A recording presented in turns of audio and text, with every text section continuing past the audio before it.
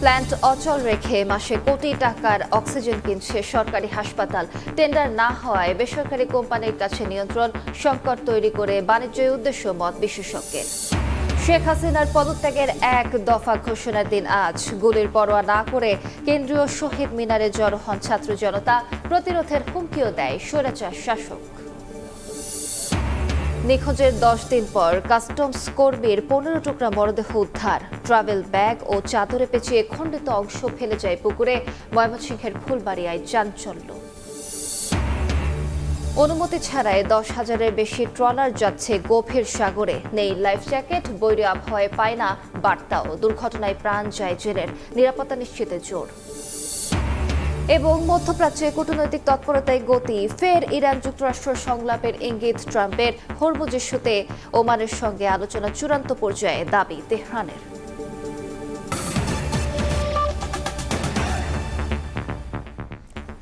সকালের সময় সঙ্গে আছি আমি আলিশা ইসলাম। শত কোটি টাকার মেশিন অচল ফেলে রেখে বেসরকারি 2 কোম্পানি থেকে মাসে কোটি টাকার অক্সিজেন কিনছে সরকারি হাসপাতালগুলো। 13 বছর ধরে টেন্ডার না হওয়ায় 2টি কোম্পানির নিয়ন্ত্রণে দেশের মেডিকেল অক্সিজেন চেইন। কেন্দ্রীয় ঔষধাগার বলছে ভয়ে টেন্ডার আহ্বান করছে না কেউ। অন্যদিকে বিশেষজ্ঞরা বলছেন সরকারি প্ল্যান্ট বন্ধ থাকলেই লাভবান হয় বেসরকারি কোম্পানি। কৃত্রিম সংকট সৃষ্টি করেই চলে অক্সিজেন বাণিজ্য। সোহেল কুরেশির ক্যামেরায় নাইম হাসানের অনুসন্ধানের আজ থাকছে শেষ পর্ব। এটি একটি সরকারি অক্সিজেন প্ল্যান্ট, তবে আসলে এটি কোনো প্ল্যান্ট নাকি বাসা সেটা দেখে বোঝার উপায় নেই। কারণ এই প্ল্যান্টকে নিজের বাড়ি বানিয়ে ব্যবহার করছেন জাতীয় অর্থোপেডিক হাসপাতালের এক কর্মচারী। বাইরে থেকে দরজায় তালা ঝুলিয়ে ভেতরেই সংসার পেতেছেন জসিম। সময় টেলিভিশনের লোকজন আসছিল স্যার। আমি যেখানে থাকি স্যার, অক্সিজেন প্ল্যান্টের যেটা, আমি যদি দেখতে চান অসুবিধা না, কিন্তু ক্যামেরা একটু বন্ধ করে দেখতাম। প্ল্যান্টের ভেতরে প্রবেশ করতেই দেখা মিলল বিছানা বালিশ সহ একাধিক মানুষের আবাসস্থল। অকপটেই স্বীকার করলেন ইচ্ছে করেই বন্ধ রাখা হয় সরকারি এই অক্সিজেন প্ল্যান্ট মেশিন। 500 উৎপাদন ক্ষমতা, আর ওনার হলো আমাদের লাগে হলো প্রায় 600 বা 800 এরকম। 1 মিনিটে এখন কি কারণে এটা চালান না চালাই, সপ্তাহে 1 দিন 2 দিন করে চালাইতে বলছে স্যার, বলছে 2 দিন চলাবার তুমি। যে 2 দিন আমি চালাই সেই 2 দিন ওইটাকে আমি স্টপ করে রাখি, লিকুইডটা ইউজ করি। প্রত্যেকদিন চালান না কেন? প্রত্যেকদিন চলাইলে আসলে আমার তো ঘাটতি তো ওরকম না, আমার তো লিকুইড আছে। সময়ের অনুসন্ধান বলছে 241 কোটি টাকা ব্যয়ে নির্মিত দেশের 99টি অক্সিজেন প্ল্যান্টের 70টি এখন অচল হয়ে পড়ে আছে। কর্মকর্তা কর্মচারীদের যোগসাজশে বছরের পর বছর বন্ধ এই প্ল্যান্টগুলো। কোয়ালিটি একই রকমের হলে তো মানে হাসপাতাল চলার কথা, তাহলে তো এই ভাইয়ের কোশ্চেন তো যুক্তি। সচল আছে কিন্তু আমাদের রানিং নাই আর কি। এমনি চালাইছিলাম আমরা, রানিং আছে কিন্তু আমরা এটা দিয়ে মানে দেই না, কারণ এটা তো আমাদের এখন দেখা গেল লিকুইড আমরা লিন্ডারটা দিচ্ছি। বছরে প্রায় 8 কোটি টাকার অক্সিজেন বাইরে থেকে কিনতে হয় ঢাকা মেডিকেল কলেজ হাসপাতালকে। বাকি সরকারি হাসপাতালগুলোর এই খরচ বছরে 4 থেকে 5 কোটি টাকা। ওয়ার্ল্ডে এত ভালো রিপোর্ট এদের, এই জেনারেটরগুলা নষ্ট হয়ে রাখা হয়েছে এতদিন ধরে চলতো, তাহলে তো সরকার এতগুলো টাকা বেঁচে যেত। আদালতের এক মামলার বদৌলতে 13 বছর ধরে বন্ধ মেডিকেল অক্সিজেন টেন্ডার, যার সুযোগে 2 কোম্পানির নিয়ন্ত্রণে দেশের সরকারি মেডিকেলের অক্সিজেন চেইন। মামলার কারণে হচ্ছে টেন্ডার প্রক্রিয়ার প্রতি স্থগিত রয়েছে। 20 সালের পরে আর কোনো শুনানি হয় না। তারাও চাচ্ছে যে মামলার কোনো নিষ্পত্তি না আসুক, তাই আর কেউ ঢুকতে পারতেছে না। কেন সিএমএসডি হাইকোর্টে গেল না, আপিল করলো না? সেন্ট্রালিস্ট ওই হাসপাতালগুলোর রিকুইজিশনটা সিএমএসডি তখন এই 2টা সাপ্লায়ারকে দেয় যে তুমি এখানে মাল দাও, তুমি এখানে মাল দাও। কেন্দ্রীয় ঔষধাগার বলছে ভয়ে নতুন করে টেন্ডার আহ্বান করছে না কেউ।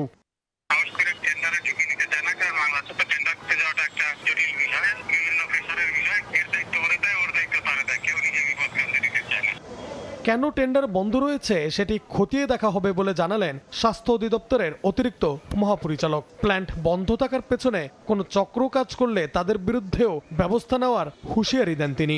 2টা কোম্পানি সম্ভবত টোটাল লিকুইড অক্সিজেনটা সাপ্লাই দেয়, তো সেটা কেন? অক্সিজেন ওপেন টেন্ডারের মাধ্যমে যদি কেনা যায়, তাহলে যদি সরকারের অর্থনৈতিক সাশ্রয় হয়, তাহলে আমি তো মনে করি ডেফিনেটলি সরকার এই পথেই হাঁটবে। বিশেষজ্ঞরা বলছেন সরকারি প্ল্যান্ট বন্ধ থাকলেই বেশি লাভবান হয় বেসরকারি কোম্পানি। কৃত্রিম সংকট সৃষ্টি করেই চলে অক্সিজেন বাণিজ্য। এগুলো বন্ধ করে রাখলে ডেফিনেটলি যেখান থেকে আমাকে এই অক্সিজেন আনতে হবে, তারা লাভবান হবে। এই সিন্ডিকেশনটা কারা, যে আমার জিনিস যেটা আছে সেটাকে তৈরি না করে বাইরে থেকে করছে, এবং সেই জায়গাটাতে আমার মনে হয় সরকারের হাত দেওয়া উচিত। সরকারি এই প্ল্যানগুলো সচল থাকলে বেঁচে যেত সরকারের কোটি টাকার অর্থ অপচয়। অক্সিজেনের অভাবে যেন কারো মৃত্যু না হয় সেটা নিশ্চিত করতেই বসানো হয়েছিল এই প্ল্যানগুলো, কিন্তু বছরের পর বছর অচল হয়ে পড়ে থাকায় একদিকে যেমন বেড়েছে সরকারি খরচ, অন্যদিকে অপচয় হচ্ছে জনগণের শত কোটি টাকার বিনিয়োগ। প্রশ্ন হচ্ছে এই প্ল্যানগুলো আর কবে সচল হবে? অচল হয়ে পড়ে থাকার দায়ভারই বা কে নেবে? নাইম হাসান, সময় সংবাদ, ঢাকা।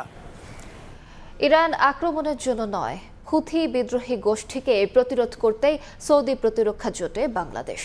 রোববার পররাষ্ট্র মন্ত্রণালয়ে ব্রিফিংয়ে এ কথা জানান প্রধানমন্ত্রীর পররাষ্ট্র বিষয়ক উপদেষ্টা হুমায়ুন কবির। আরও বলেন, পরাশক্তির কনফ্লিক্ট জোন হবে না দেশ। যুক্তরাষ্ট্র ও চীনের সঙ্গে ভারসাম্যপূর্ণ সম্পর্ক বজায় রাখবে ঢাকা। হুতিদের হামলা মোকাবেলা সহ লোহিত সাগর, বাব আল মান্দেব প্রণালী এবং এডেন উপসাগরের গুরুত্বপূর্ণ নৌপথ এবং জ্বালানি সরবরাহ নিরাপদ রাখতে বহুজাতিক সামুদ্রিক প্রতিরক্ষা জোট গঠনের উদ্যোগ নিয়েছে সৌদি আরব। সমর্থন জানিয়েছে বাংলাদেশ, তুরস্ক, পাকিস্তান, মিশর, Kuwait, Bahrain, Qatar, Jordan, Yemen, Nigeria, Sudan, Djibouti, Somalia সহ ১৩টি দেশ। নতুন এই জোটের সদর দফতর স্থাপন করা হবে রিয়াদে। অংশগ্রহণে আগ্রহী দেশগুলো এখন জোটের কাঠামো, নেতৃত্ব ও পরিচালনা পদ্ধতি চূড়ান্ত করছে। নিজ নিজ দেশের সরকারি অনুমোদন শেষে আনুষ্ঠানিকভাবে জোটে যোগ দেবে তারা। এ বিষয়ে রোববার পররাষ্ট্র মন্ত্রণালয়ে গণমাধ্যম কর্মীদের প্রশ্নের জবাবে প্রধানমন্ত্রীর উপদেষ্টা জানান, ইরানে আক্রমণের জন্য নয়, হুতিদের প্রতিরোধের জন্যই সৌদি প্রতিরক্ষা জোটে অংশগ্রহণ করছে Dhaka. Tackling the Houthi challenge there, ওইদিকে আমরা ইরানের সাথে তো কথাবার্তা বলছি। So this is not something to necessarily to strike out Iran. হুতিদেরকে ট্যাকল করতে যে ধরনের অ্যাসিস্ট্যান্স লাগবে, resources Bangladesh has, we will extend that. চীন ও যুক্তরাষ্ট্রের সঙ্গে সম্পর্ক প্রসঙ্গে তিনি বলেন, বাংলাদেশের মাটি আন্তর্জাতিক শক্তির কনফ্লিক্ট জোন হবে না। সরকার প্রতিটি দেশের সঙ্গে সম্পর্কে ভারসাম্য রেখে চলছে। আমাদের স্পেসটা কোনোভাবে যাতে কেউ কনফ্লিক্টিং বা সাংঘর্ষিক কোনো কিছুতে we won't let it be used for that purpose. Balance রাখতে হবে, and we need to work with both potential incoming investment opportunities. বাংলাদেশের সঙ্গে সৌদি আরবের সম্পর্ক শুধু ধর্মীয় প্রেক্ষাপটে নয়, দুদেশের কৌশলগত অংশীদারিত্ব ঐতিহাসিক। তবে ইরানের সঙ্গেও সমান তালে সম্পর্ক থাকবে বলে জানান Humayun Kabir. Bangladesh from a moral ethical point of view will always. Shatila Sharmin, Somoy Sangbad, Dhaka. সংযুক্ত আরব আমিরাতে শর্ত সাপেক্ষে জামিন পেয়েছেন সাবেক আইজিপি বেনজির আহমেদ। তার জামিন বাতিল করে দেশে ফেরাতে সরকার আমিরাতে ল ফার্ম নিয়োগ করেছে বলে জানিয়েছেন স্বরাষ্ট্রমন্ত্রী। পররাষ্ট্র প্রতিমন্ত্রী জানিয়েছেন, বেনজিরকে ফিরিয়ে বিচারের মুখোমুখি করতে আমিরাতের সঙ্গে যোগাযোগ চলছে। দুদকের কোনো আইনি গাফিলতি নেই বলে জানিয়েছেন সংস্থাটির মহাপরিচালক।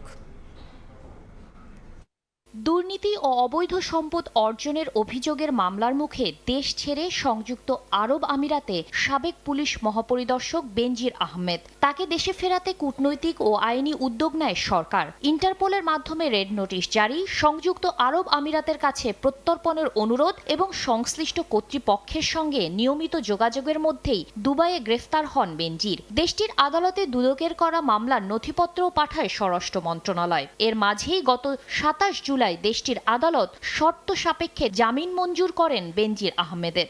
রোববার এ বিষয়ে দুদক মহাপরিচালক দাবি করেন, এ মামলায় আইনি কোনো গাফিলতি ছিল না। হোম থেকে সেটা আপনার ফরেন মিনিস্ট্রি হয়ে সেটা সংশ্লিষ্ট দেশে যায়। তো এখন আইনগত যে বিষয়গুলি আছে নিশ্চয়ই সবাই মিলে আমরা খতিয়ে দেখব মানে আমাদের এখান থেকে যা যা পাঠানোর যা যা করার আমরা সবই করেছি। এদিকে পররাষ্ট্র প্রতিমন্ত্রী জানান, সাবেক আইজিপি বেনজির আহমেদের শর্ত সাপেক্ষে জামিন সংযুক্ত আরব আমিরাতের আইনি প্রক্রিয়ার অংশ। তাকে দেশে ফিরিয়ে বিচারের মুখোমুখি করতে দেশটির সরকারের সঙ্গে যোগাযোগ অব্যাহত আছে। সংযুক্ত আরব আমিরাতের আইন অনুযায়ী তারা ব্যবস্থা নিচ্ছে, সেটা অবশ্যই আমাদের সরকার তাদের সাথে কথা বলবে। আমরা আশা করছি খুবই শীঘ্রই এই অভিযুক্ত আসামিকে বেনজিরকে ঢাকায় বাংলাদেশে ফিরিয়ে এনে তার বিচার কাজ এখানে সম্পন্ন করা যাবে। এদিকে রাজশাহীতে সাংবাদিকদের প্রশ্নের জবাবে স্বরাষ্ট্রমন্ত্রী জানান, বেনজির আহমেদের জামিন বাতিল করে দেশে ফেরাতে আরব আমিরাতে ল ফার্ম নিয়োগ করেছে সরকার। হোম সেক্রেটারি দুবাই আমাদের যে ইউএই অ্যাম্বাসেডর তার সাথে কথা বলেছে, আমরা ল ফার্ম নিয়োগ করেছি, কয়েকদিন আগেই ল ফার্ম নিয়োগ করেছি। এই বিষয়টা শুধুমাত্র তাকে ইনস্ট্রাকশন দেওয়া হয়েছে যেন বেইল ক্যান্সেলেশনের জন্য সে পার্সু করবে। আমরা আশা করছি এগুলো আমরা বেইল ক্যান্সেল করতে পারবো এবং দ্রুততম সময়ে তাকে ফেরত নিতে পারবো। সরকারের আশা, দুই দেশের মধ্যে চলমান আইনি ও কূটনৈতিক প্রক্রিয়ার মাধ্যমে বেনজির আহমেদকে দেশে ফিরিয়ে আনা সম্ভব। শাতিলা শারমিন, সময় সংবাদ, ঢাকা। জুলাইয়ের দিনলিপির খবর।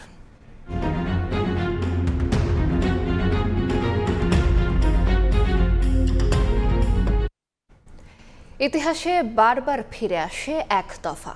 24 জুলাই অর্থাৎ 3 অগস্টও উচ্চারিত হয়েছিল স্বৈরাচার পতনের এক দফা। পায়ে পায়ে সেদিন দেশের মানুষ জড়ো হয় কেন্দ্রীয় শহীদ মিনারে। সরকার পতনের এক দফা ঘোষণা দেন তৎকালীন ছাত্র আন্দোলনের সমন্বয়ক নাহিদ ইসলাম।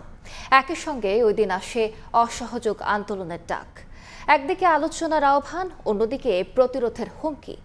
কোনো কিছুই পরোয়া করেনি ছাত্র জনতা। জুলাই অভ্যুত্থানের গুরুত্বপূর্ণ এই দিনের ঘটনা প্রবাহ জানব হাসান ওয়ালির প্রতিবেদনে।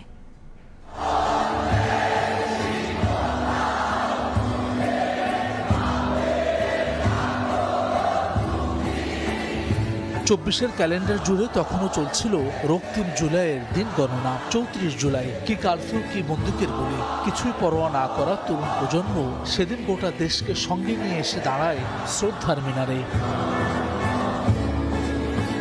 এ যেন ক্ষুব্ধ এক মহাসাগর, যার উত্তাল ঢেউয়ে যে কোনো সময় চুরমার হবে ক্ষমতার দম্ভ আর অন্যায় অবিচারের ভারে নুয়ে পড়া পাহাড়। রক্তের উপর দাঁড়িয়ে নয় কোনো আপোষ, সেদিন এই এক স্লোগানে উত্তাল গোটা ভূখণ্ড। রক্তাক্ত শহরে সেদিন মৃত্যু ভয় উপেক্ষা করে লাল সবুজ পতাকা হাতে, মাথায় কিংবা বুকে ধারণ করে জনতার স্রোত এসে মেশে কেন্দ্রীয় শহীদ মিনারে। সরকার পতনের এক দফা ঘোষণা করা হয় কেন্দ্রীয় শহীদ মিনারের এই বিশাল জনসমুদ্র থেকে। বাংলাদেশের মানুষের জীবনের নিরাপত্তা, সমাজের ন্যায় বিচার প্রতিষ্ঠার জন্য আমরা এক দফার সিদ্ধান্তে উপনীত হয়েছি এবং এই সরকার কোনোভাবে আর 1 মিনিটও ক্ষমতায় থাকার বৈধতা রাখে না। জনতার মঞ্চে সমন্বয়কদের দেখে উজ্জীবিত হয় ছাত্র জনতা। একই সঙ্গে এদিন অসহযোগ আন্দোলনের ঘোষণাও আসে। আমরা যদি 16 তারিখ দাঁড়িয়ে এক দফা ঘোষণা করতাম তাহলে কিন্তু এটা সফল করতে পারতাম। অনেকের মতামত আসে যে 2 তারিখ রাতেই আমরা একটা ভিডিও বার্তা দিয়ে এক দফা ঘোষণা করি, কিন্তু আমাদের একটা ছিল যে কারণ আমরা দীর্ঘদিন লিডারশিপকে মানুষ দেখে নেই মাঠে, আমরা বন্দি অবস্থায় ছিলাম। আমরা যে মানুষকে এক দফা ঘোষণা করে মাঠে আসতে বলবো, তাকে জীবন দিতে আহ্বান জানাবো, এটা যদি আমরা নিজেরা সাহস করে পাবলিকলি গিয়ে না করি তাহলে এটা মনে হবে যে আমরা ভিডিও বার্তা দিচ্ছি লুকিয়ে লুকিয়ে। জনতার মধ্য থেকে ঘোষণাটা দেওয়া হয়, যেটা একটা ঐতিহাসিক ঘোষণা হয়ে থাকে। এক দফার ঘোষণা দেন নাহিদ ইসলাম এবং আমরা অসহযোগ আন্দোলনের ঘোষণা দিই আমি।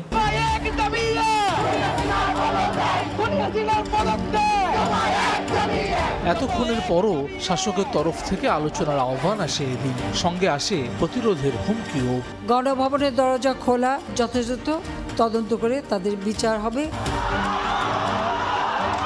তবে রাজপথ ছাড়েনি ছাত্র জনতা, বরং সংগঠিত হতে থাকে সরকার পতনের লক্ষ্য নিয়ে। আগস্টের প্রথম দিকে তো এক দফা নিয়ে আলাপ আলোচনা চলমান ছিল। এর মধ্যে আপনি জানেন 3 তারিখে শহীদ মিনারে প্রোগ্রাম হয়েছিল। আমাদের সংগঠন থেকে আমরা একজন সেখানে প্রতিনিধিত্ব করেছিলাম। জুলাই গণ অভ্যুত্থানের সবথেকে বড় সফলতা হচ্ছে একটি জনগণের সরকার প্রতিষ্ঠা করতে আমরা পেরেছি। আমি মনে করি বাংলাদেশ এখন একটি জনগণের সরকারে চলছে এবং ইতিমধ্যে এখনকার বর্তমান সরকার ঘোষণা দিয়েছে যে গুম খুনের কোনো সংস্কৃতি বাংলাদেশে ফিরবে না। একদিকে জনতার উত্তাল সমুদ্র, অন্যদিকে হামলা, ভাঙচুর, সংঘর্ষ। একদিকে আলোচনার জন্য আহ্বান, অন্যদিকে বন্দুকের তেজ। এদিনে শহীদ হন অনেক মানুষ। যে শহীদ মিনার শেখায় মাথা নোয়াবার নয়, ঠিক সেখানে দাঁড়িয়েই ঘোষিত হয় স্বৈরাচার পতনের এক দফা। 24-এর দীর্ঘতম জুলাইয়ের এই দিনে গোটা বাংলাদেশ একসঙ্গে স্পষ্ট জানিয়ে দেয় স্বৈরশাসকের পতন ছাড়া আর কোনো পথ খোলা নেই। সেই সঙ্গে শুরু হয় রক্তিম জুলাই শেষ হওয়ার চূড়ান্ত কাউন্টডাউন। হাসান ওয়ালি, সময় সংবাদ, ঢাকা। সকালের সময় আরো থাকছে। খসে পড়ছে পলস্তারা, দেয়ালে ফাটল, বেহাল বরিশাল মহিলা পলিটেকনিকের ছাত্রীনিবাস। অনিয়মের অভিযোগে ঠিকাদারের জামানত আটকে দিল কর্তৃপক্ষ। বরিশালে ডেঙ্গুর প্রকোপ, চলতি বছর মারা গেছে 7 জন, আক্রান্তের সংখ্যা ছাড়িয়েছে 4000। হাসপাতালের শয্যা সংকটে মেঝেতেই ঠাঁই হচ্ছে রোগীদের। মশক নিধন কার্যক্রম নিয়ে ক্ষোভ ভুক্তভোগীদের। তবে স্বাস্থ্য বিভাগ বলছে বর্ষায় মশার প্রজনন বাড়লেও পরিস্থিতি নিয়ন্ত্রণে কাজ চলছে। আর দিনে 2 বার ওষুধ ছিটানো সহ সব ধরনের প্রস্তুতির কথা জানিয়েছে সিটি কর্পোরেশন। সুমন হাসানের ক্যামেরায় অপূর্ব রিপোর্ট। হাত মুচিয়ে ধরে রাখা স্যালাইন ব্যাগটি যেন এখন পুরো বরিশালের অসহায়ত্বের নতুন ছবি। ছোট এডিসের সামান্য এক কামড়ে যে কতটা বিধ্বংসী হতে পারে শেরেবাংলা মেডিকেলের গাদাগাদি ফ্লোর আর স্বজনদের দিশেহারা চোখগুলোই তার সবচেয়ে বড় প্রমাণ। প্রতিনিয়ত ডেঙ্গু আক্রান্ত রোগীর চাপে হিমশিম অবস্থা বিভাগের প্রধান চিকিৎসা কেন্দ্রটির। শুধু বরিশাল জেলাই নয়, ঝালকাঠি, পিরোজপুর ও বরগুনার প্রত্যন্ত অঞ্চল থেকেও প্রতিদিন এখানে ভিড় করছেন শত শত রোগী। বেড খালি না থাকায় ঠাঁই হচ্ছে মেঝেতেই। অভিযোগ উঠেছে মশক নিধন কার্যক্রম আটকে আছে শহরাঞ্চলে, উপেক্ষিত থেকে যাচ্ছে গ্রামগুলোতেও। ডেঙ্গু হয়েছিল, বাসায় ছিল, তখন প্রথম তো বুঝি নাই, পরে বাসায় টেস্ট করছি, তখন ডেঙ্গুতে পজিটিভ আসছে। ওর বাসায় সদস্য 3 জন, 3 জনই ডেঙ্গুতে আক্রান্ত। ওর আম্মা আর দাদি গ্রাম বাড়ির চিকিৎসা নিয়েছে, আর ওকে ঝালকাঠি থেকে বরিশাল শেরেবাংলা ট্রান্সফার করা হয়েছে। ঝালকাঠি সদরের কাবা ইউনিয়নে কখনো আমি এই মশক নিধন, ডেঙ্গু নিধনের কোনো উদ্যোগ দেখিনি। শহরেই এটা গ্রামে কত পরিমাণ মশা সেটা বুঝিনি। আমাকে এলাকায় কোনো মশা আমার আর কোনো নাই, ওষুধপত্র কেউ কিছু দেয় না। স্বাস্থ্য অধিদপ্তরের তথ্য মতে চলতি বছরে বিভাগে মোট ডেঙ্গু আক্রান্তের সংখ্যা ছাড়িয়েছে, মারা গেছেন 7 জন। যদিও দফতরটি জানিয়েছে বর্ষা মৌসুমের কারণে মশার প্রজনন বাড়ছে। সকলের সহযোগিতায় আমরা এই ডেঙ্গু এবং হাম থেকে কীভাবে উত্তরণ করতে পারি সে ব্যাপারে প্রয়োজনীয় ব্যবস্থা নেওয়ার জন্য আমি সবার সাথে যোগাযোগ রাখছি এবং এই ব্যাপারে উদ্যোগ নিচ্ছি। এদিকে দিনে 2 বার মশক নিধনের কার্যক্রম সহ ডেঙ্গু মশা নিধনে সব ধরনের প্রস্তুতির কথা জানিয়েছে সিটি কর্পোরেশন। প্রশাসকও নিশ্চিত করেছেন পরিস্থিতি সামলাতে নেওয়া হয়েছে সব ধরনের ব্যবস্থা। আমরা প্রতিদিন 200 লিটার ফগিং করি এবং সকালে হ্যান্ড স্প্রে করি। আমরা বিভাগীয় কমিশনার, পুলিশ কমিশনার এবং সুশীল সমাজ সকলকে নিয়ে সচেতনতামূলক বিশাল র্যালি করেছি। ইনশাআল্লাহ আমরা বরিশালকে ডেঙ্গু মুক্ত একটি পরিচ্ছন্ন শহর রাখব এবং আমরা কিন্তু এই ডেঙ্গু ব্যাপারে আমরা প্রতিটি স্কুল কলেজে, বরিশাল সিটির অন্তর্ভুক্ত প্রায় 200 স্কুল কলেজে আমরা বাচ্চাদেরকে সচেতনতার জন্য সেই স্কুলকে আমরা চিঠি দিয়েছি। সিটি কর্পোরেশনের তথ্য বলছে বিগত 1 বছরে 37,000-এর বেশি ও শুধু জুলাই মাসেই 3,000 লিটার কীটনাশক ছিটানো হলেও মশার উপদ্রব না কমায় বাস্তব সুফল নিয়ে প্রশ্ন থেকেই যাচ্ছে দক্ষিণ অঞ্চলে। অপূর্ব অপু, সময় সংবাদ, বরিশাল। এদিকে পিরোজপুরে বাড়ছে ডেঙ্গু আক্রান্তের হার। বর্তমানে 38 জন বিভিন্ন হাসপাতালে চিকিৎসা নিচ্ছেন। বিস্তারিত জানাতে জেলা হাসপাতাল থেকে যুক্ত হচ্ছেন সহকর্মী জিয়াউল হক জিয়া। নিয়ন্ত্রণে আসছে না ডেঙ্গুতে আক্রান্ত রোগীর সংখ্যা। দিন যতই বাড়ছে ডেঙ্গুতে আক্রান্ত সংখ্যা ততই বৃদ্ধি পাচ্ছে। গত 24 ঘন্টায় ডেঙ্গুতে আক্রান্ত হয় পিরোজপুর জেলা হাসপাতাল সহ উপজেলা যে বিভিন্ন স্বাস্থ্য কমপ্লেক্সগুলি রয়েছে সেখানে 14 জন রোগী ভর্তি হয়েছে। হাসপাতাল সূত্রে আমরা এমনটাই জানতে পেরেছি। বর্তমানে পিরোজপুর জেলা হাসপাতাল সহ উপজেলা স্বাস্থ্য কমপ্লেক্স সবগুলো মিলিয়ে প্রায় 38 জন রোগী ডেঙ্গুতে আক্রান্ত হয়ে চিকিৎসা নিচ্ছে।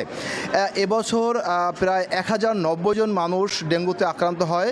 পিরোজপুর জেলা হাসপাতাল সহ বিভিন্ন উপজেলা স্বাস্থ্য কমপ্লেক্সে চিকিৎসা নিয়েছে। হাসপাতাল সূত্রে আমরা এমনটাই জানতে পেরেছি। তো হাসপাতালের সাথে হাসপাতালে যে চিকিৎসক রয়েছে তাদের সাথে আসলে কথা বলে জানতে পেরেছি যে এত ডেঙ্গুতে আক্রান্ত রোগীর সংখ্যা কেন বৃদ্ধি পাচ্ছে পিরোজপুরে। আর তারা যেটি বলেছেন যে পিরোজপুর জেলার বিশেষ করে পিরোজপুর সদর এবং নেসারাবাদ উপজেলা এখানেই আসলে ডেঙ্গুতে আক্রান্ত হচ্ছে বেশি, এবং পার্শ্ববর্তী যে জেলা রয়েছে বাগেরহাট জেলা, সেই বাগেরহাটের মোড়লগঞ্জ উপজেলা এবং কচুয়া এবং হচ্ছে বাদাল এই এলাকার মানুষজন মূলত যোগাযোগ ব্যবস্থা ভালোর কারণে পার্শ্ববর্তী জেলা বাগেরহাটের মানুষ পিরোজপুর সদর হাসপাতালে চিকিৎসা নিতে আসছে, এমনটাই জানিয়েছে হাসপাতাল কর্তৃপক্ষ। তো ডেঙ্গু আসলে যে এইভাবে দিন দিন বৃদ্ধি পাচ্ছে এর জন্য প্রশাসন গতকালকে বিভিন্ন প্রধানদেরকে নিয়ে একটি মিটিং করেছে যে কীভাবে ডেঙ্গু নিয়ন্ত্রণে আনা যায়। এই জন্য তারা গতকালকে ডিসি জেলা প্রশাসক কার্যালয়ে একটি মিটিং করেছে, এমনটাই আমরা জানতে পেরেছি। তবে পিরোজপুর যে পৌর প্রশাসক রয়েছে তিনি বলেছেন জনবল সংকটের কারণে আসলে পরিষ্কার যে রয়েছে সেটি তারা করতে বলেছেন, তাদের জনবল বাড়াবে এবং পরিষ্কার পরিচ্ছন্নতার যে অভিযানটা রয়েছে তারা আরও জোরদার করবে, যেভাবে ডেঙ্গুতে আক্রান্ত সংখ্যা নিয়ন্ত্রণ করা যায় এমনটাই প্রচেষ্টা করতেছেন তারা। তো এই ছিল ডেঙ্গুতে আক্রান্ত সর্বশেষ খবর আমার কাছে পিরোজপুর জেলা হাসপাতাল থেকে। সরাসরি যুক্ত ছিলাম পিরোজপুরে। দেখছেন সকালের সময়, সঙ্গেই থাকুন। ময়মনসিংহের ফুলবাড়িয়ায় নিখোঁজের 10 দিন পর পরিত্যক্ত পুকুরে মিলল কাস্টমসের নিরাপত্তা কর্মী রাকিব রায়হানের খণ্ডিত মরদেহ।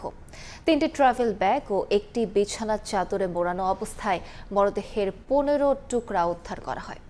এদিকে নড়াইলের লোহাগড়ায় পারিবারিক বিরোধের জেরে সুরাইয়া খানম জোনাকি নামের এক গৃহবধূকে হাতুড়ি দিয়ে পিটিয়ে হত্যার অভিযোগ উঠেছে তারই স্বামীর বিরুদ্ধে। পরিত্যক্ত পুকুরে ভেসে ওঠা ট্রাভেল ব্যাগকে ঘিরে তৈরি হয় কৌতূহল। তল্লাশি চালিয়ে একে একে তোলা 3 ব্যাগ খুলতেই বেরিয়ে আসে মরদেহের 15 খণ্ড। দেহের খণ্ডাংশ ছিল একটি বিছানার চাদরে মোড়ানো অবস্থায়ও। নৃশংস এমন ঘটনা ময়মনসিংহের ফুলবাড়িয়ায় রোববার বিকেলে উপজেলার সৈয়দপুর উত্তরপাড়া গ্রামে বাড়ির পাশে পরিত্যক্ত পুকুরে মেলে 10 দিন ধরে নিখোঁজ যুবক রাকিব রায়হান তালুকদারের খণ্ডিত মরদেহ। স্বজনরা জানান, গত 24 জুলাই কর্মস্থলে যোগ দিতে ঢাকার উদ্দেশ্যে বাড়ি থেকে বের হন রাকিব। তবে কর্মস্থলে যোগ না দেয়া এবং মুঠোফোন বন্ধ থাকায় উদ্বিগ্ন হয়ে পড়েন স্বজনরা। বিভিন্ন স্থানে খোঁজাখুঁজি করে না পেয়ে 27 জুলাই ফুলবাড়িয়া থানায় সাধারণ ডায়েরি করেন রায়হানের বড় ভাই নুরুল ইসলাম। রাজু এবং তার একজন বন্ধু আছে, ওরা দুজন সবসময় যে লোকটা মারা গেছে ওর সাথেই থাকতো। আমরা দানা করতে সেই সঙ্গে ছিল সেই মাসে। পুলিশ বলছে জড়িত শনাক্তে চলছে তদন্ত। হাল করেছি এবং এর সাথে আনুষঙ্গিক যে সমস্ত যে তথ্য উপাত্ত যেগুলো আছে আমরা এগুলো কাজ করছি। আশা করি খুব দ্রুত আমরা ঘটনা উদ্ঘাটন করতে পারবো ইনশাআল্লাহ। এদিকে নড়াইলের লোহাগড়ায় পারিবারিক বিরোধের জেরে সুরাইয়া খানম জোনাকি নামের এক গৃহবধূকে হাতুড়ি দিয়ে পিটিয়ে হত্যার অভিযোগ উঠেছে তারই স্বামীর বিরুদ্ধে। রোববার বিকেলে ঢাকা মেডিকেলে চিকিৎসাধীন অবস্থায় ওই গৃহবধূর মৃত্যু হয়। ওবায়দুল হক, সময় সংবাদ। বরিশালে মাত্র 2 বছর আগে হস্তান্তর করা মহিলা পলিটেকনিকের ছাত্রীনিবাসে দেখা দিয়েছে ফাটল। একাডেমিক ভবনে খসে পড়ছে পলেস্তারা। প্রকৌশলীরা একে নকশাগত ত্রুটি বললেও মেয়াদের দোহাই দিচ্ছে ঠিকাদার। অনিয়মের অভিযোগে ঠিকাদারের জামানত আটকে দেওয়া হয়েছে বলে জানিয়েছেন নির্বাহী প্রকৌশলী। সুজয় দাসের তোলা ছবিতে বিস্তারিত মেহেদি হাসান বাপির প্রতিবেদনে। দেয়ালে বিশাল ফাটল আর খসে পড়েছে পলেস্তারা। এটি নির্মাণাধীন বরিশাল মহিলা পলিটেকনিক ইনস্টিটিউটের ছাত্রীনিবাসের রান্নাঘর আর মূল একাডেমিক ভবন। নারীর কর্মসংস্থানে কারিগরি শিক্ষার জন্য নগরীর আলেকান্দায় 3 একর জমিতে 73 কোটি 95 লাখ টাকায় নির্মিত হচ্ছে প্রতিষ্ঠানটি। 2022 সালে শুরু হয়ে 2024 সালে হস্তান্তর করা হয় 6 তলা একাডেমিক ভবন। 4 তলা ছাত্রীনিবাসের অগ্রগতি কাগজে কলমে শতভাগ দেখানো হলেও হস্তান্তরের 2 বছরের মাথায় রান্নাঘর ও মূল ভবনে ফাটল এবং একাডেমিক ভবনের পলেস্তারা খসে পড়েছে। সংশ্লিষ্টদের মতে মূল ভবনের সঙ্গে ব্রিক স্ট্রাকচারের অপরিকল্পিত সংযোগের কারণেই এই ধস। কিচেন ভবন ওটা একটু প্রবলেম আছে, তারপর বাইরেও আছে যে নোনায় ধরছে কোনো কোনো জায়গায়। যে এগুলো নিয়ে আমি ওনাদেরকেও দেখিয়েছি, ওনারা বলেছেন যে এগুলো আমরা ঠিক করে দেবো। সয়েলের অসমবসন হয়েছে। আর একটা বিষয় আমার কাছে মনে হলো যে দুটি ভবন ছোট বড় মিলিয়ে দুটো একদম পাশাপাশি একটার সাথে আর একটা লাগানো, এটা করা আমার মনে হয় ঠিক হয়নি। একটা ভবনের ত্রুটি আর একটা ভবনকে এফেক্ট করছে এখানে। ঠিকাদারি প্রতিষ্ঠানের দাবি 2 বছর আগেই ভবন হস্তান্তর করায় বর্তমান ক্ষতির দায়ভার তাদের নয়। তদারকি বাড়ানোর দাবি নাগরিক সমাজের। 1 বছর পর্যন্ত যে কোনো সমস্যা হলে সেটা ঠিকাদার দেখে, তারপর 3 বছর আগের বিল্ডিং সেটা তো আর সমস্যা হইলে সেটার জন্য তো আর আমরা দায়ী না। মানসম্পন্ন কাজ হঠাৎ এই 2 বছরের মধ্যে এত নিম্নমানে কেমন করে চলে আসলো? তো কাজেই এর সুষ্ঠু তদন্ত আমরা চাচ্ছি। যদিও অনিয়মের অভিযোগে ঠিকাদারের জামানত আটকে দেয়া হয়েছে দাবি করে ব্যবস্থা নেওয়ার আশ্বাস নির্বাহী প্রকৌশলীর। এটা হচ্ছে সংশ্লিষ্ট ঠিকাদার এখনো চূড়ান্ত জামানত সে নেয় নাই, সেই কাজটা আবার নতুন করে তারপরে হস্তান্তর করে দেন সে জামানতটা নেবে। শিক্ষা প্রকৌশল অধিদপ্তরের তথ্য মতে বিশাল এই ক্যাম্পাসে এখনও 5টি ভবনের নির্মাণ কাজ চলমান রয়েছে। মেহেদি হাসান বাপ্পি, সময় সংবাদ, বরিশাল। বর্ষা মৌসুমে হাটে ধানের সরবরাহ কিছুটা কম থাকলেও বেচাকেনা জমজমাট। চিকন ধানের কাঙ্ক্ষিত দাম পেলেও মিলছে না মোটা ধানের দাম। এ বিষয়ে বিস্তারিত জানাতে দিনাজপুরের গোপালগঞ্জে আছেন রিপোর্টার গোলাম নবী দুলাল। সরাসরি যাচ্ছি তার কাছে। হাটে রয়েছি, বৈরী আবহাওয়ার কারণে ধান কিছুটা আপনার আমদানি কম হলো।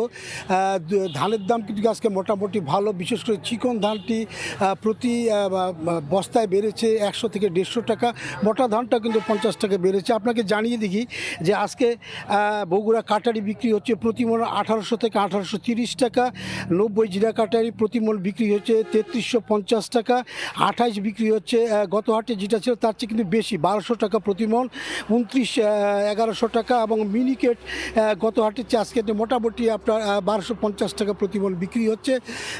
আপনাকে জানিয়ে রাখি যে মূলত কিন্তু প্রান্তিক কৃষকদের কাছে কিন্তু এই মুহূর্তে ধান নেই। এই হাটে যে ধানগুলো আসছে সেটা মোটামুটি বড় যারা কৃষক ব্যবসায়ী তারা নিয়ে আসছেন এবং ক্রেতারা কিনছেন। তারা যেটা বলছেন যে বড় মৌসুম কিন্তু প্রায় শেষের দিকে, সামনে কিন্তু আমন মৌসুম আসছে এবং আজকে যে বাজার যেটি দর কিছুটা হলেও তারা সন্তুষ্টি প্রকাশ করেছেন। তবে এবার দিনাজপুরে যেটা আবাদ হয়েছে 1,76,000 হেক্টর জমিতে এবং উৎপাদন লক্ষ্যমাত্রা ধরা হয়েছিল আপনার 6.5 লক্ষ মেট্রিক টন ধান চালের আকারে। তবে কৃষকরা কিন্তু বরাবরই যে অভিযোগটা করছেন যে প্রথম অবস্থায় যে তারা যে দামে ধানটা বিক্রি করেছেন খুব কম দামে, এখন কিছুটা হলো শেষ মুহূর্তে তারা ধানের দাম কিছুটা পাচ্ছেন। তারপরে যেটা বলছেন তাদের যে উৎপাদন যে খরচ, সেই উৎপাদন খরচ কিন্তু আপনারা কৃষি উপকরণ বৃদ্ধির কারণে কিন্তু সেইভাবে তারা পাচ্ছেন না। বরাবরই তারা লোকসানের কথা বলছেন এবং কৃষকদের যে সুযোগ সুবিধার যে কথা বলছেন সেটি তারা বলছেন যে সরকারিভাবে কিন্তু ধানের যে রেটটা দেওয়া হয়েছে এই রেট কিন্তু আপনার তারা বলছেন যে আরেকটু বেশি হলে ভালো হতো। তারপর সরকার যে লক্ষ্যমাত্রা অর্জন দিয়েছে সেটা কিন্তু এখনও অর্জিত হয়নি। তবে ধানের হাটে কৃষকরা মোটামুটি এখন আপনার শেষ পর্যায়ে। তো আমার কাছ থেকে গোপালগঞ্জ হাটে ধান কেনা বেচার সর্বশেষ এই ছিল। সরাসরি যুক্ত ছিলাম দিনাজপুরে। গভীর সমুদ্রে মাছ ধরার নেই অনুমতি। ফিটনেস না থাকলেও বছরের পর বছর শত শত ট্রলার ছুটে যাচ্ছে বঙ্গোপসাগরে। অধিকাংশ ট্রলারে নেই লাইফ জ্যাকেট, লাইফ বয়া কিংবা জরুরি যোগাযোগ ব্যবস্থা। অনেক ক্ষেত্রে পৌঁছায় না আবহাওয়ার সতর্কবার্তাও। একের পর এক দুর্ঘটনায় প্রাণ হারাচ্ছেন জেলেরা, তবুও থামছে না এই ঝুঁকিপূর্ণ সমুদ্রযাত্রা। বিস্তারিত শিকদার জাবির হোসেনের রিপোর্টে, ক্যামেরায় ছিলেন তৌকিব পেদা। জীবিকার তাগিদে প্রতিদিন বঙ্গোপসাগরের উত্তাল ঢেউ পেরিয়ে গভীর সমুদ্রে ছুটে যায় শত শত মাছ ধরার ট্রলার। কিন্তু এসব ট্রলারের বড় অংশেরই নেই ফিটনেস, নেই গভীর সমুদ্রে মাছ ধরার বৈধ লাইসেন্সও। বছরের পর বছর এভাবেই চলছে ঝুঁকিপূর্ণ সমুদ্রযাত্রা। শুধু লাইসেন্স ও ফিটনেসের অভাবই নয়, নিরাপত্তা ব্যবস্থার চিত্র উদ্বেগজনক। মাঝারি আকারের অনেক ট্রলারই চলে যাচ্ছে গভীর সমুদ্রে। অধিকাংশ ট্রলারে নেই পর্যাপ্ত লাইফ জ্যাকেট, লাইফ বয়া, জরুরি উদ্ধার সরঞ্জাম কিংবা আধুনিক যোগাযোগ ব্যবস্থা। বৈরী আবহাওয়া বা দুর্ঘটনার মুখে পড়লে জেলেদের জীবন রক্ষার সুযোগও থাকে না। এই বছরে গেল আগের বন্যাটায় বেমালা বোট ক্ষয়ক্ষতি হয়েছে, মানুষজনও ক্ষয়ক্ষতি হয়েছে। বোটগুলো গেলে হঠাৎ মার পড়ে, কোনো সিঙ্গেল পাওয়া যায় না। এইটা বুঝি যখনই লাহার অনেক বাড়ে তখন আমরা মনে করি যে আবহাওয়া খারাপ হয়েছে। প্রায় ঝড় কিংবা দুর্যোগের ঘটনার শিকার হচ্ছে মাছ ধরার ট্রলার। গত এক মাসই বঙ্গোপসাগরে ঝড়ের কবলে পড়ে ডুবে গেছে অন্তত 10টি মাছ ধরার ট্রলার। এতে 50 জনের বেশি জেলে নিখোঁজ হন। অনেকেই দিনের পর দিন সাগরে ভেসে থেকে অলৌকিকভাবে প্রাণে ফিরলেও এখনো নিখোঁজ রয়েছেন কয়েকজন। গত 7 জুলাই এবং 15 জুলাই কুয়াকাটা সমুদ্র সৈকতে ভেসে আসে 2 জেলের মরদেহ। প্রতি বছরই এভাবে ট্রলার ডুবির ঘটনায় বহু জেলে নিখোঁজ হন। তাদের অনেকেরই আর কোনো খোঁজ মেলে না। জেলেদের অভিযোগ, অধিক লাভের আশায় অনেক ট্রলার মালিক নির্ধারিত সীমার বাইরেও মাছ ধরতে পাঠান ট্রলার, কিন্তু সেই ঝুঁকির পুরো বোঝা বহন করতে হয় জেলেদেরই। নিরাপত্তা সরঞ্জাম নিশ্চিত না করেই তাদের পাঠানো হয় গভীর সমুদ্রে। নিয়মিত তদারকির অভাবে বছরের পর বছর চলতে থাকে এসব অনিয়ম। আসমান অবস্থায় আমরা থাকি, এরকম কিছু দেয় না কোম্পানিরা। আমারও কোনো জ্যাকেট নাই, কোনো কিছু নাই।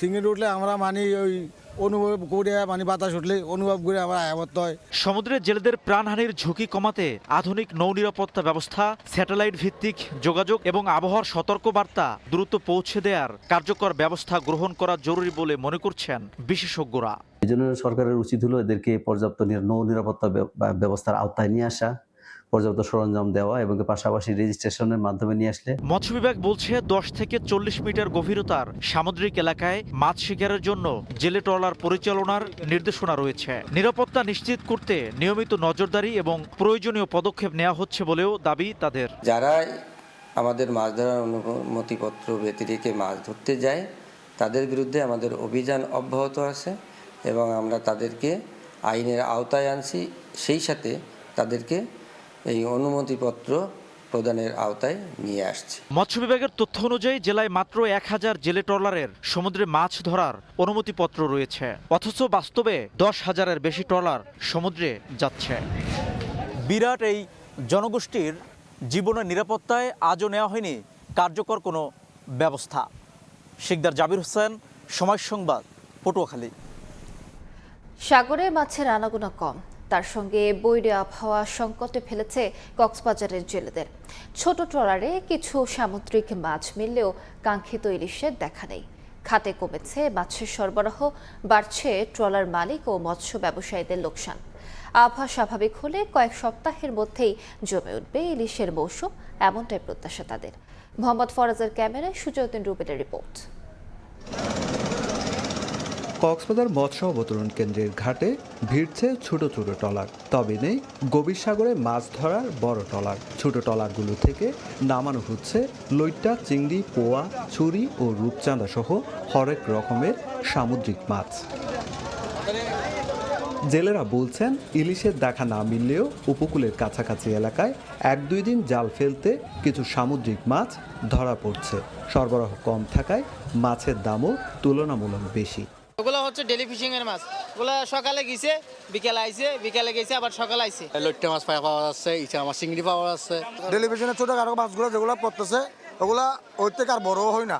58 দিনের নিষেধাজ্ঞা শেষে বড় ট্রলার সাগরে গেলেও বারবার বৈরী আবহাওয়া ও সতর্ক সংকেতে ফিরে আসতে হয়েছে। ব্যবসায়ীদের দাবি, সাগরে ইলিশের তীব্র সংকট থাকায় চাহিদা অনুযায়ী মাছ মিলছে না, ফলে অনেক ট্রলার অলস পড়ে আছে, আর চলমান খরচে বাড়ছে লোকসান। সমুদ্রে বাতাসের জন্য ইলিশ মাছ ধরা পড়ছে না, ইলিশ না পাওয়ার কারণে অনেক ট্রলার তুলে রাখছে। ইলিশটা একদম পাওয়া যাচ্ছে না। অন্য যে মাছ পাওয়া যাচ্ছে, মাছ দিয়ে একটা ট্রলারের যে পরিমাণ খরচ হয়, এই পরিমাণ খরচটা আমরা বোট মালিকরা এটা পোষানো অসম্ভব হয়ে পড়ছে। ট্রলার মালিক ও ব্যবসায়ীদের আশা, বৈরী আবহাওয়া কেটে গেলে আগামী 2 থেকে 3 সপ্তাহের মধ্যে ইলিশের প্রকৃত মৌসুম শুরু হবে। বৈরী আবহাওয়ার কারণে ট্রলার স্থায়ীভাবে জাল ফেলতে পারছে না, বিদায় ইলিশের এই মৌসুমে ইলিশ এখনো শূন্য। কক্সবাজার মৎস্য অবতরণ কেন্দ্রের তথ্য অনুযায়ী গত 12 মে থেকে 31 জুলাই পর্যন্ত কেন্দ্রে এসেছে 134 টন ইলিশ এবং 958 টন অন্যান্য সামুদ্রিক মাছ। সুজাউদ্দিন রুবেল, সময় সংবাদ, কক্সবাজার। কক্সবাজারে প্যারাসেইলিং দুর্ঘটনায় পর্যটক নিহতের ঘটনায় এখনও ধরাছোঁয়ার বাইরে কার্যক্রম পরিচালনাকারীরা। তবে অভিযানে প্রতিষ্ঠানটির স্থাপনা উচ্ছেদ ও সরঞ্জাম জব্দ করেছে প্রশাসন। বন্ধ ঘোষণা করা হয়েছে সৈকতের সব প্যারাসেইলিং কার্যক্রম। নিরাপত্তা ব্যবস্থা না মেনেই ঝুঁকিপূর্ণ এই আয়োজন চলছিল বলে অভিযোগ আছে। বিশেষজ্ঞদের মতে পর্যটকের ওজন, আবহাওয়া ও বাতাসের গতি বিবেচনায় না নিলে এমন দুর্ঘটনা ঠেকানো কঠিন। বিস্তারিত জানাচ্ছেন সুজতিন রুবেল। বৈরী আবহাওয়ায় নিষেধাজ্ঞার মধ্যে কক্সবাজার সমুদ্র সৈকতে প্যারাসেলিং, আর তাতেই শনিবার ঝরে গেল এক পর্যটকের প্রাণ। সাগরের পানিতে পড়ে মারা যান খুলনার সবিক্রয়।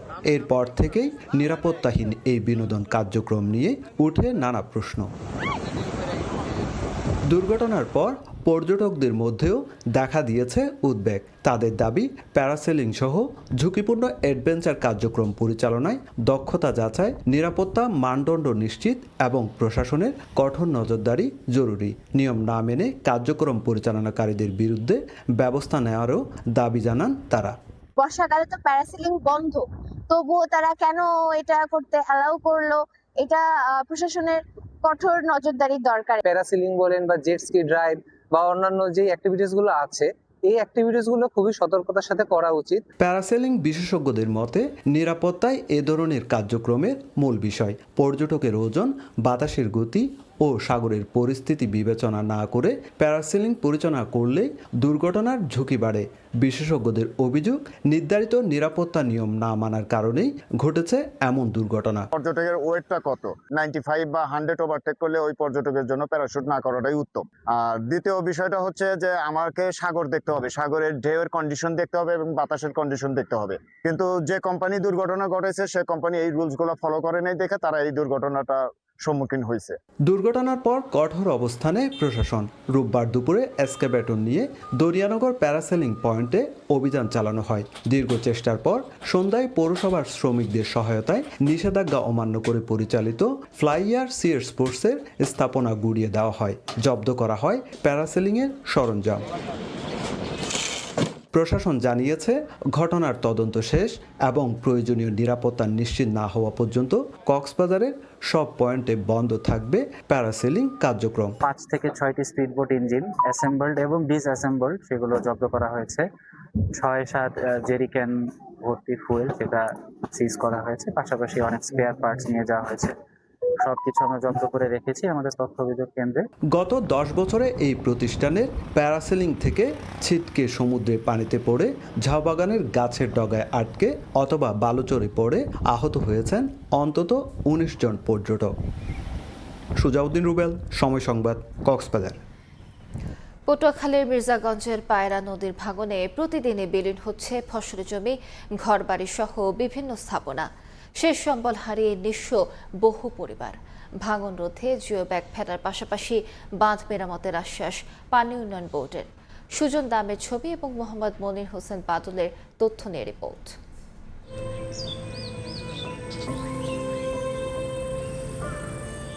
একে একে নদী গ্রাস করেছে বসতভিটা। শেষ এক টুকরো ফসলি জমি ছিল, সেটিও হারিয়ে নিঃস্ব 80 বছরের বৃদ্ধ হাবিবুর রহমান খান। 3 কিলোর মধ্যে 2 কিলো জায়গার বাড়িঘর ছিল, স্কুল ছিল, মাদ্রাসা ছিল, কবরস্থান ছিল, সবকিছুই নদীতে। ভাঙনের তীব্রতায় বিলীন হয়ে গেছে পটুয়াখালীর মির্জাগঞ্জের পিঁপড়াখালী ও তার আশপাশের এলাকার 1/2 শতাধিক বসতভিটা ও ফসলি জমি। পাকা মসজিদটিও এখন ভাঙনের মুখে। রক্ষায় পানি উন্নয়ন বোর্ড জিও ব্যাগ ফেললেও ভাঙনের তীব্রতায় কাজে আসছে না। ভাঙনের মুখে পড়েছে উপজেলার কাকডাবনিয়া লঞ্চঘাট এলাকাও। ঘরবাড়ি, ফসলের ক্ষেত ও গাছপালা হারিয়ে নিঃস্ব গ্রামগুলোর শত শত পরিবার। মানুষ এতটা অসহায়, প্রতিটা ফ্যামিলি 7 বার 5 বার প্রতিটা ফ্যামিলি আমরা নদী গর্ভে বিলীন। মসজিদের মাঝখান দিয়েও একটা ফাট নিছে, তো যে কোনো মুহূর্তটা পড়ে যাইতে পারে। প্রায় 1 লক্ষ ব্যাগের প্রয়োজন আমাদের, তাইলে আমরা আমাদের যে 500 ফ্যামিলি, অনেক ফ্যামিলি অসহায় হয়ে গেছে। এখন আমাদের দরকার টিউ ব্যাগ, ওই যে লাম্বাগুলো যেগুলো ডাম্পিং করার জন্য, ভালোভাবে এখানে নামাজ পড়তে পারি এবং গ্রামটা যাতে সুরক্ষিত থাকতে পারে, এজন্য সরকার কাছে বিনীত আবেদন। 3-4 বার আমার বাড়ির ঘর ভাঙতে হয়েছে, ভেঙে উঠেছি, এখন আর যাওয়ার কোনো জায়গা নাই। 40 থেকে 45টা দোকান তাও আজকে চলে গেছে। প্রতিবার যেখানে ভাঙে সেইখানে একটু জিও ব্যাগ ফেলায়, কোনো কাজই হয় না। জায়গা জমি যা আছে তাও যায়, এখন আমাকে পিঁপড়াখালী বাজারই নেই। সরকারের যদি দৃষ্টি নজর থাকে তাই বুঝতে পারে। ভাঙন রোধে জিও ব্যাগ ফেলার পাশাপাশি বাঁধগুলো মেরামতে কাজ শুরুর আশ্বাস পানি উন্নয়ন বোর্ডের। জরুরি আপৎকালীন কাজ গ্রহণ করা হয়েছে এবং মাঠ পর্যায়ে কাজ চলমান রয়েছে। স্থায়ী কাজ বাস্তবায়নের জন্য ইতিমধ্যে একটি সমীক্ষা প্রকল্প চলমান রয়েছে। সমীক্ষা প্রকল্পের সুপারিশের আলোকে প্রকল্প প্রণয়ন করা হবে। প্রকল্প অনুমোদন হলে যখন নদীটি খনন কাজ বাস্তবায়ন করা সম্ভব হবে তখন উক্ত এলাকার নদী ভাঙন বন্ধ হবে। পটুয়াখালীতে মোট ১৩০০ কিলোমিটার বেড়ি বাঁধের মধ্যে আংশিক ক্ষতিগ্রস্ত ২২ কিলোমিটার এবং পুরোপুরি ক্ষতিগ্রস্ত ৬ কিলোমিটার। সময় সংবাদ, পটুয়াখালী। দেখছেন সকালের সময়। হরমুজ প্রণালী নিয়ে ইরান ও ওমানের আলোচনা চূড়ান্ত পর্যায়ে পৌঁছেছে বলে জানিয়েছে তেহরান। তবে ইরান স্পষ্ট করেছে এই সমঝোতার অর্থ হরমুজ পুরোপুরি খুলে দেয়া নয়। একই সময়ে সম্ভাব্য হুমকির বিরুদ্ধে সামরিক প্রস্তুতি জোরদারের ঘোষণা দিয়েছে ইরান। অন্যদিকে হরমুজ প্রণালীতে F-35 যুদ্ধবিমানের টহলের ভিডিও প্রকাশ করেছে যুক্তরাষ্ট্র। হরমুজ প্রণালীকে ঘিরে নতুন সমঝোতার দ্বারপ্রান্তে ইরান ও ওমান। ইরানের পররাষ্ট্রমন্ত্রী আব্বাস আরাকচির দাবি আলোচনা ইতিবাচক পর্যায়ে রয়েছে এবং চুক্তি চূড়ান্ত হতে আর বেশি সময় লাগবে না। মন্ত্রিসভাকে আলোচনার অগ্রগতি সম্পর্কে অভিহিত করে তিনি বলেন, দুই দেশের মধ্যে গুরুত্বপূর্ণ অগ্রগতি হয়েছে এবং সমঝোতা এখন শেষ পর্যায়ে। তবে এ বিষয়ে বিস্তারিত কিছু জানাননি আরাকচি। ইরানের পররাষ্ট্র মন্ত্রণালয়ের মুখপাত্র ইসমাইল বাকাই জানিয়েছেন, ওমানের সঙ্গে নতুন একটি নৌপথ নির্ধারণ নিয়ে খুব শীঘ্রই সমঝোতা হতে পারে। নতুন রুট উভয় দেশের জাতীয় স্বার্থ ও নিরাপত্তাকে সম্মান করবে। তবে তিনি স্পষ্ট করেন, এই সমঝোতার অর্থ হরমুজ প্রণালী পুরোপুরি খুলে দেয়া নয়। বাকাই বলেন, প্রণালী কোনোভাবেই যুদ্ধপূর্ব অবস্থায় ফিরবে না এবং জাহাজ চলাচলের জন্য একটি গ্রহণযোগ্য ও নিরাপদ কাঠামো তৈরি আলোচনার মূল লক্ষ্য। এদিকে ইরানের ভারপ্রাপ্ত প্রতিরক্ষা মন্ত্রী সাইয়েদ মাজিদ ইবনে আল রেজা বলেছেন, শত্রুপক্ষের যে কোনো হুমকিকেই তেহরান বাস্তব হিসেবে বিবেচনা করে। তার ভাষায়, প্রতিটি হুমকি ইরানের সামরিক প্রস্তুতি, প্রতিরোধ ক্ষমতা ও প্রতিরক্ষা শক্তি আরও বাড়ানোর সুযোগ হিসেবে দেখা হয়। তাই সম্ভাব্য যে কোনো পরিস্থিতির জন্য দেশটির প্রস্তুত রয়েছে বলে জানান তিনি। অন্যদিকে যুক্তরাষ্ট্রের সামরিক বাহিনী একটি ভিডিও প্রকাশ করেছে, যেখানে তাদের দাবি অনুযায়ী ইউএসএস আব্রাহাম লিঙ্কন বিমানবাহী রণতরী থেকে একটি F-35 যুদ্ধবিমান হরমুজ প্রণালীর ওপর টহল দিচ্ছে। যদিও ভিডিওটির স্থান ও ধারণের সময় স্বাধীনভাবে যাচাই করা যায়নি। বিশ্লেষকরা বলছেন, উপসাগরীয় অঞ্চলে উত্তেজনার মধ্যেই উভয় পক্ষের এই পদক্ষেপ হরমুজকে ঘিরে নতুন করে কৌশলগত গুরুত্বের ইঙ্গিত দিচ্ছে। শিউলি রোজা, সময় সংবাদ। যুদ্ধবিরতির নতুন রোডম্যাপ নিয়ে আলোচনা চললেও থামেনি ইসরায়েলি আগ্রাসন। গাজার বিভিন্ন এলাকায় হামলায় অন্তত 18 ফিলিস্তিনি নিহত হয়েছেন, আহত হয়েছেন বহু মানুষ। পশ্চিম তীরে অভিযান, গ্রেফতার ও অগ্নিসংযোগের ঘটনা বেড়েছে। এদিকে যুক্তরাষ্ট্রের মধ্যস্থতায় হামাসের নিরস্ত্রীকরণ চুক্তি নিয়ে ইসরায়েল সন্তুষ্ট নয় বলে জানিয়েছেন দেশটির সাবেক রাষ্ট্রদূত অ্যালন পিঙ্কাস। যুদ্ধবিরতির পরবর্তী ধাপ বাস্তবায়নের ঘোষণা এলো গাজা উপত্যকা জুড়ে ইসরায়েলি হামলা অব্যাহত রয়েছে। রোববার মধ্য গাজার দেইর আল বালা এলাকায় একটি গাড়িতে বিমান হামলায় কয়েকজন নিহত হন। ইসরায়েলি সেনাবাহিনীর দাবি, হামলায় হামাসের এলিট নুকরাব ইউনিটের কয়েকজন কমান্ডারকে লক্ষ্যবস্তু করা হয়েছে। এছাড়াও গাজা সিটির সারায়া, জাভালিয়া, আল নাসর এবং রিমান এলাকায় ড্রোন হামলায় শিশুসহ বহু মানুষ হতাহত হয়েছেন।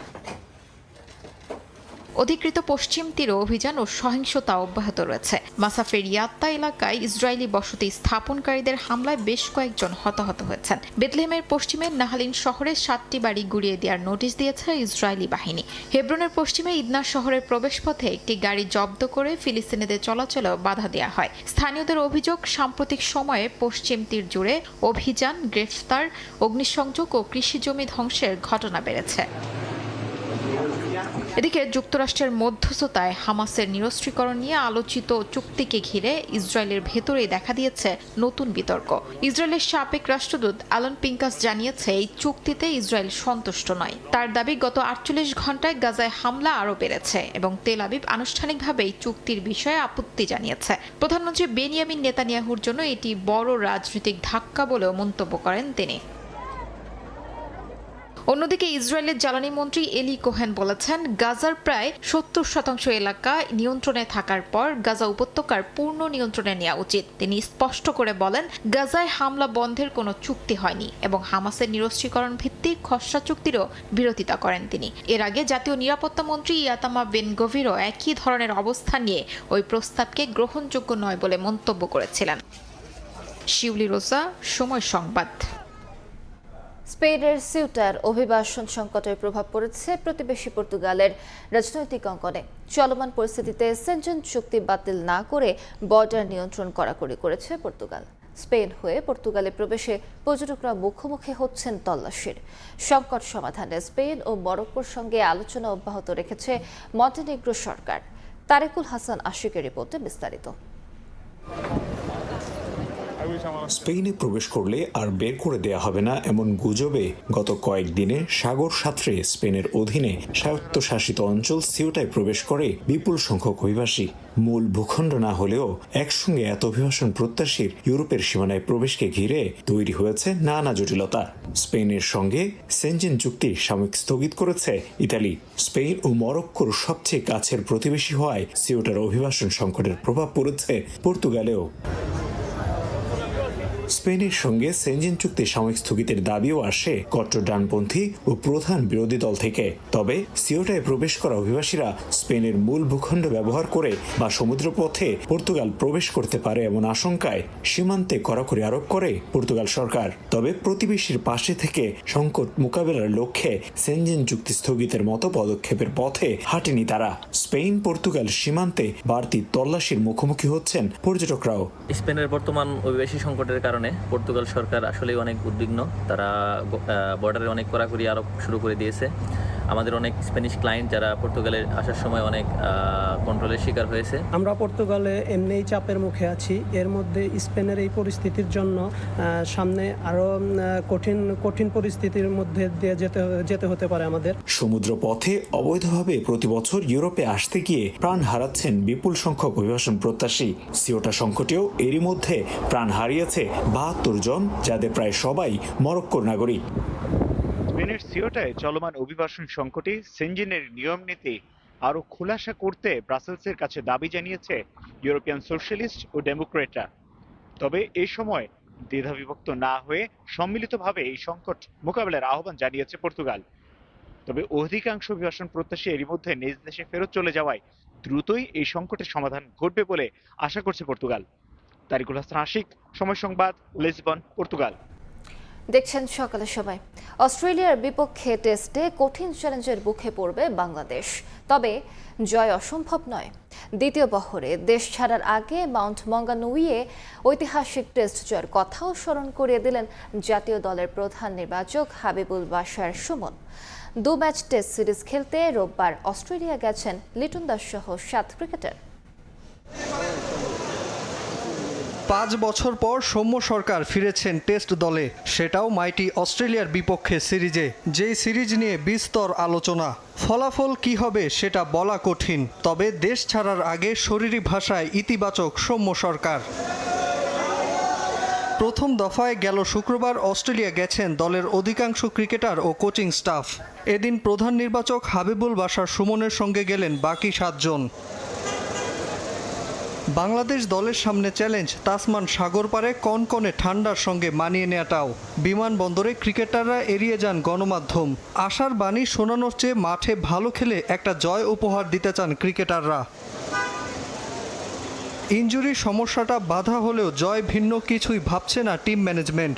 জাতীয় দলের প্রধান নির্বাচক হাবিবুল বাশার জানান, বাংলাদেশ প্রস্তুত চ্যালেঞ্জের মুখোমুখি হতে। অতীত থেকেও আত্মবিশ্বাস খুঁজছে টাইগাররা। আমরা কিন্তু এর আগে নিউজিল্যান্ডকে একটা টেস্ট ম্যাচ হারিয়েছিলাম, সেটাও কিন্তু মানমঙ্গল, সেটাও কিন্তু অনেক কঠিন ব্যাপার ছিল। সেখানেও কিন্তু আর মূল একাদশে অনেক খেলার ছিলেন না, তখন যারা খেলতেন রেগুলার প্লেয়ার, সেখানে কিন্তু জিতেছিলাম। So nothing is impossible, it is a difficult task, we all know that, but it's not something যে ইম্পসিবল একটা ব্যাপার। দলের জন্য বড় স্বস্তি স্কোয়াডে লিটন দাসের ফেরা। অস্ট্রেলিয়াতে কিছু পরীক্ষা নিরীক্ষার পর ফিট থাকলে প্রথম টেস্টেই একাদশে দেখা যাবে অভিজ্ঞ এই উইকেট রক্ষক ব্যাটসম্যানকে। শরীফুলও নেটে অনুশীলন করেছেন। দ্বিতীয় টেস্টে তাকে পাওয়ার বিষয়ে আশাবাদী টিম ম্যানেজমেন্ট। এখন যে দলটা আছে সেটা নিয়ে আশাবাদী। ওর প্রোগ্রেসটাও লিটনের মতো খুব ভালো হচ্ছে। আর যেহেতু ফাস্ট বোলারদের জন্য তো আসলে কাজটা আরেকটু পরীক্ষাটা বেশি দিতে হয়। আমি হোপফুল সেকেন্ড টেস্টটা ফেরত পেয়ে যাবো। টেস্ট চ্যাম্পিয়নশিপের 2026-27 সাইকেলের পয়েন্ট টেবিলে 4 নম্বরে আছে টাইগাররা। অস্ট্রেলিয়ার বিপক্ষে ভালো পারফরমেন্স ভবিষ্যতে এমন আরও সুযোগ বয়ে আনবে। একই সঙ্গে তরুণ ক্রিকেটারদের জন্য এই সিরিজ নিজেদের প্রমাণ করার বড় মঞ্চ। 27 বছরের টেস্ট ক্রিকেটের ইতিহাসে বিদেশ সফরে কেবল 3টা সিরিজে জয়। সবশেষ সিরিজেও জিম্বাবুয়ের কাছে ইনিংস ব্যবধানে হার। এই দলটাই তাসমান পারে যাচ্ছে মাইটি অস্ট্রেলিয়ার বিপক্ষে খেলতে। ট্রাভিস হেড, প্যাট কামিন্সদের সামলাতে পারবে তো বাংলাদেশ, নাকি আরও একটা শিক্ষা সফর সঙ্গী করে ফিরতে হবে টিম টাইগার্সকে? হযরত শাহজালাল আন্তর্জাতিক বিমানবন্দর থেকে মোহাম্মদ নাজমুল হাসান পুলক, সময় সংবাদ, ঢাকা। এ পর্যায়ে শীর্ষ সংবাদগুলো জানিয়ে দিচ্ছি আরেকবার। টেন্ডার হয় না 13 বছর। দুটি কোম্পানির নিয়ন্ত্রণে মেডিকেল অক্সিজেন চেইন প্ল্যান্ট অচল রেখে কিনছে সরকারি হাসপাতাল। কৃত্রিম সংকট সৃষ্টি করে বাণিজ্যের অভিযোগ। শেখ হাসিনার পদত্যাগের এক দফা ঘোষণার দিন আজ। গুলির পরোয়া না করে কেন্দ্রীয় শহীদ মিনারে জড়ো হন ছাত্র জনতা। প্রতিরোধের হুমকিও দেয় স্বৈরাচার শাসক। এবং নিখোঁজের 10 দিন পর কাস্টমস কর্মীর 15 টুকরা মরদেহ উদ্ধার। ট্রাভেল ব্যাগ ও চাদরে পেঁচিয়ে খণ্ডিত অংশ ফেলে যায় পুকুরে। ময়মনসিংহের ফুলবাড়িয়ায় চাঞ্চল্য।